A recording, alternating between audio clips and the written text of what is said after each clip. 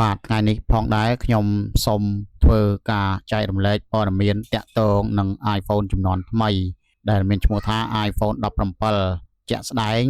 គេមិនសង្ឃឹមថាក្រុមហ៊ុននឹងត្រូវប្រើប្រាស់បន្ទះ chip ទំហំ2 nanometer ដោយសារកត្តាជាច្រើនដែលខ្ញុំនឹងត្រូវលើកយកមកបកស្រាយក្នុងវីដេអូនេះបន្ថែមលើនេះក្រុមហ៊ុន TSMC ក៏ជាក្រុមហ៊ុនដៃគូពិតប្រាកដរបស់ក្រុមហ៊ុន Apple ដែលបានផលិតបន្ទះ chip កន្លងមកជាក់ស្ដែងដូចជាបន្ទះ chip ទំហំ3 nanometer នេះឯងឯចំណែកតម្លៃ3 nanometer ដែលបានផលិតនៅក្រុមហ៊ុន TSMC មកទល់បច្ចុប្បន្ននេះក៏ជាតម្លៃមួយអាចទទួលយកបានវាសកម្មមូលនៅលើទីផ្សារ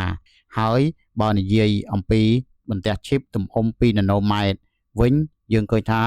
តាមការធ្វើតេស្តឬលទ្ធផលបង្ហាញគឺមានចំនួន15ទៅ 30% ដែលអាចមានលទ្ធភាពលឿនជាងនិងប្រសើរជាងបើប្រៀបធៀបទៅនឹងបន្ទះ chip ទំហំ3 nanometer ប៉ុន្តែបើទោះបីជាមិនជាមួយបន្ទះ chip ទំហំ2 nanometer សម្រាប់ iPhone 17ក៏ទូរស័ព្ទថ្មីនេះនៅមានការអាប់ដេតជាច្រើនទៅលើមុខងារកាមេរ៉ា48 megapixel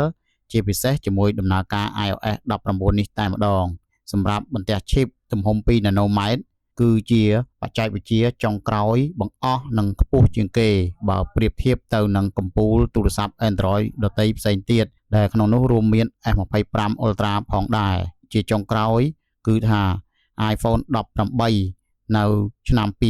2026ប្រហែលជានឹងត្រូវប្រើប្រាស់បន្ទះ chip ទំហំ2 nanometer នេះបើតាមព័ត៌មានចុះផ្សាយបាទសម្រាប់ព័ត៌មានមួយនេះវិញដែលត្រូវបង្ហាញគឺថាមាន iPhone ចំនួន3 model ដែលมันអាចអាប់ដេតទៅកាន់ iOS 19បានដែលក្នុងនោះមាន iPhone model XR, XS និង XS Max ដែលបានចេញលក់កាលពីឆ្នាំ2018ប្រើប្រាស់បន្ទះ chip A12 ទំហំ7 nanometer មិនតែប៉ុណ្ណោះសម្រាប់ iOS 19គឺมันអាច install បាននៅលើ iPad ចំនួនទី7ដែលប្រើប្រាស់បន្ទះ chip A12 Bionic ដែរហើយ iOS 19នឹងត្រូវបានណែនាំខ្លួនបង្ហាញជាសកលនៅក្នុង WWDC